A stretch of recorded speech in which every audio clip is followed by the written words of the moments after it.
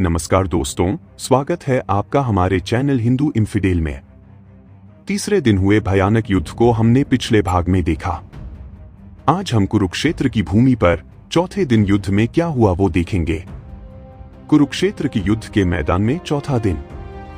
सेनापति भीष्म ने अपने शक्तिशाली शाही योद्धाओं और विविध बलों के साथ मिलकर व्याल व्यूह बनाया और उस दिन की लड़ाई जीतने के लिए उत्साहित शक्तिशाली पांडव सेना के खिलाफ रक्षात्मक मुद्रा में खड़े हो गए।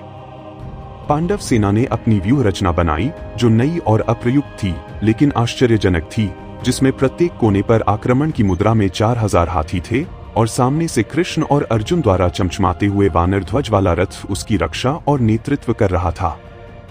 उस व्यूह रचना को देखकर पूरी कौरव सेना में निराशा छा गई और अर्जुन को सबसे आगे देखकर वे सभी भयभीत हो गए। जैसे ही सूरज पूर्व दिशा में बढ़ा, हजारों शंख बजाए गए और ढोल बजाए गए जो युद्ध की शुरुआत का संकेत थे। साहस से भरे और बिना किसी व्यक्तिगत कारण के योद्धा अपने शत्रु के विरुद्ध आगे बढ़े और या तो जीत या वीरतापूर्ण मृत्यु की उम्मीद की। शत्रुओं के हाथियों के साथ हाथी टकरा रहे थे। योद्धाओं की जोरदार चीखें, धनुषों की टंकार और गदाओं की खनक और तलवारों की खनक युद्ध की भयावहता को दर्शाती थी। पितामह भीष्म ने अपने पूरे पराक्रम से पांडव योद्धाओं को अपने बाणों से मारना शुरू कर दिया। भीष्म के पराक्रम को देखकर अर्जुन अपने योद्धाओं को बचाने के लिए उनके विरुद्ध आगे बढ़े। अर्जुन को देखकर द्रोणाचार्य, कृपाचार्य, राजा शल्य, दुर्योधन, भूरिश्रवा और विविंशति अपने सेनापति की रक्षा के लिए दौड़े। अर्जुन ने अपने अविश्वसनीय गांडीव के साथ शक्तिशाली योद्धाओं और महारथियों का सामना किया। शक्तिशाली गांडीव से बरसते बाणों ने कौरव सैनिकों को भेद दिया और उनके प्रतिकार करने से पहले ही उन्हें मार डाला। भयभीत कौरव योद्धा भीष्म की ओर दौड़े। अर्जुन के साथ भीष्म के विरुद्ध युद्ध करते हुए द्रोणाचार्य और उनके साथियों, अर्जुन के पुत्रों अभिमन्यु और श्रुतकर्मा ने अपने शक्तिशाली पिता के लिए सुरक्षा की एक शक्तिशाली ढाल बनाई। अकेले ही शक्तिशाली दिव्य अस्त्रों और कौशलों से संपन्न अभिमन्यु ने 5 शक्तिशाली अपराजेय योद्धाओं अश्वत्थामा, चित्रसेन, भूरिश्रवा, राजा शल्य और राजकुमार शालपुत्र के साथ प्रसन्न मन से युद्ध किया।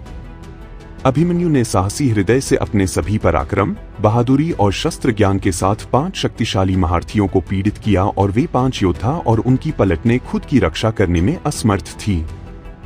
पराक्रमी द्रोणाचार्य, कृपाचार्य, दुर्योधन और विविंशति के साथ युद्ध में श्रुतकर्मा चमके।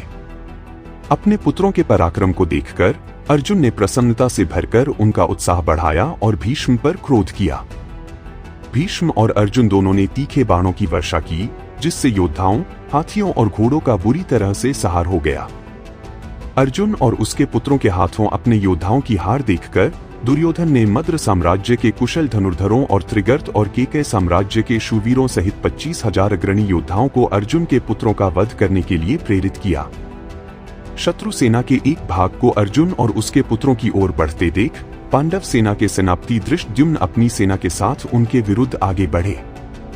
बिना किसी समझौते की युद्ध लड़ा गया, जिसमें हर कोई जीत की कोशिश कर रहा था। अर्जुन के पुत्रों की रक्षा के लिए आगे बढ़ते हुए धृष्टद्युम्न ने पौरव राजा पर्वतराज के पुत्र राजकुमार दमन को मार डाला और अपने शक्तिशाली बाणों से उसने कृतवर्मन के चचेरे भाई जग और मद्र साम्राज्य के 10 प्रमुख सेनापतियों को मार डाला। अत्यंत तीखे तीरों से उसने राजकुमार शालपुत्र के रक्षकों और उसके रथ के घोड़ों और सारथी को मार डाला। जमीन पर पड़े रथ पर खड़े होकर क्रोधित राजकुमार शालपुत्र अपनी तलवार से धृष्टद्युम्न पर आगे बढ़ा। युद्ध के नियमों का सम्मान करते हुए धृष्टद्युम्न अपनी तलवार लेकर अपने रथ से उतरे, राजकुमार शालपुत्र से युद्ध किया और उसका वध कर दिया। राजकुमार शालपुत्र को भूमि पर मृत अवस्था में पड़ा देख युद्ध भूमि में कोलाहल मच गया और अपने पुत्र को मारा गया देख राजा संयमनी और राजा शल्य ने धृष्टद्युम्न पर क्रोध किया। शल्य ने अपने बाणों से धृष्टद्युम्न को ढक लिया। अभिमन्यु ने बाणों की वर्षा करके धृष्टद्युम्न की रक्षा की। आगे बढ़ते हुए उसने चांदी के पंख वाले नुकीले बाणों से मगध नरेश को और जिस हाथी पर राजा सवार था उसे मार डाला। राजा को मरा देख दुर्योधन अपने 10 भाइयों और अपनी सेना के साथ अभिमन्यु पर टूट पड़ा और राजा शल्य की रक्षा के लिए उसे घेर लिया। अभिमन्यु ने प्रसन्न मन से उन भागते हुए योद्धाओं और राजा शल्य के विरुद्ध घंटों युद्ध किया। दुर्योधन और उसके भाइयों का इरादा अपराजेय अभिमन्यु को उसकी सेना से अलग करके उसे जब्त करना था। अभिमन्यु को कौरव सेना के घेरे में आते देख धृष्टद्युम्न उपपांडवों नकुल और सहदेव के साथ अपने विविध हथियारों के साथ दुर्योधन के भाइयों पर टूट पड़ा। युद्ध इतना भीषण था कि अपने प्रतिद्वंद्वी का वध करने तक कोई नहीं रुका। घंटों युद्ध चलने के दौरान भीम अपने रथ पर सवार होकर घटनास्थल की ओर दौड़े। दुर्योधन ने शक्तिशाली भीम के विरुद्ध युद्ध करने के लिए 10,000 कुशल मगध हाथी योद्धाओं को आदेश दिया। कुशल हाथी संहारक भीम अपनी गदा से सुसज्जित होकर अपने पास आ रहे हाथी दल पर टूट पड़े। भीम ने अकेले ही उन शक्तिशाली 4 दांत वाले हाथियों को अपनी गदा और गरजते हुए प्रहारों से चकनाचूर कर दिया। धृष्टद्युम्न भी अपनी गदा लेकर घुसा और हाथियों को मार डाला, जबकि नकुल और सहदेव भीम के पिछले हिस्से की रक्षा कर रहे थे और धृष्टद्युम्न और उपपांडवों ने आगे से अपने बाणों की वर्षा की, जिससे उन 2 शक्तिशाली हाथी संहारकों के लिए रास्ता खुल गया।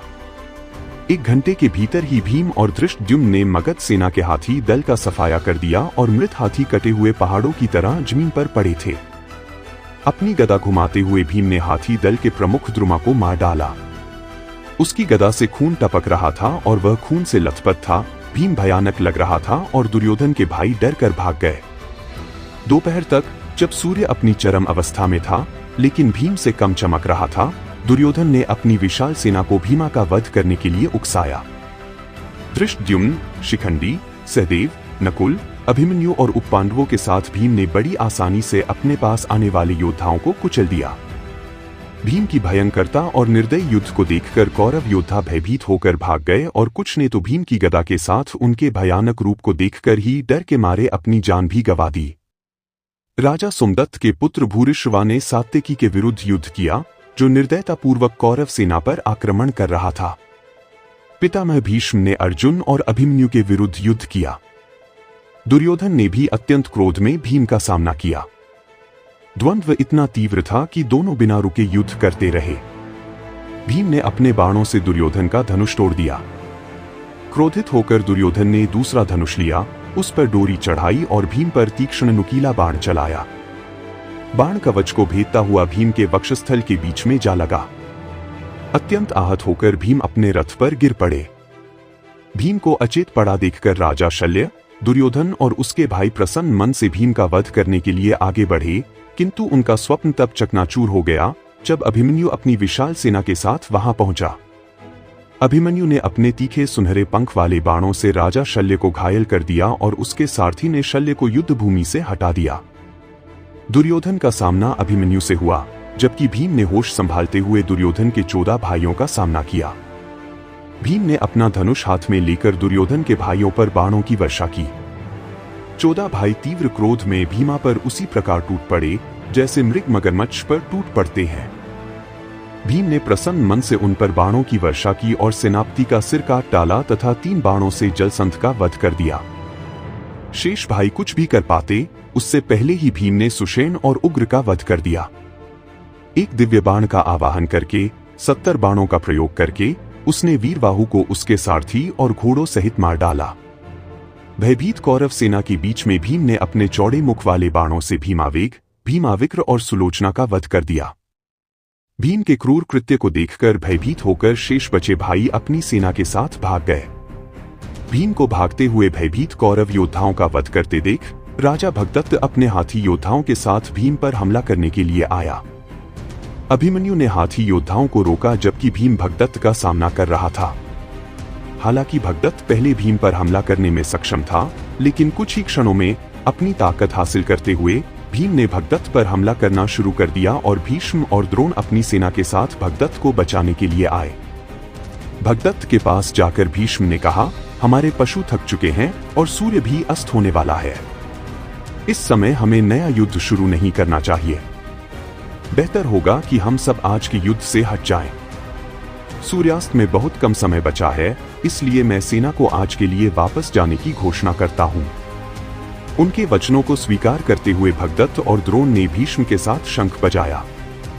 शंख की ध्वनि सुनकर कौरव सेना प्रसन्न हुई और भीष्म के भय से युद्ध भूमि से बाहर निकल गई, यद्यपि अभी सूर्यास्त नहीं हुआ था। कौरव सेना के पीछे हटने पर पांडवों ने भी वापसी का शंख बजाया और पांडव सेना अपनी जीत के एक और दिन से प्रसन्न होकर अपने शिविर में वापस चली गई। अपने भाइयों की मृत्यु से दुखी दुर्योधन शोक और आंसुओं से भरा हुआ युद्ध भूमि से बाहर चला गया।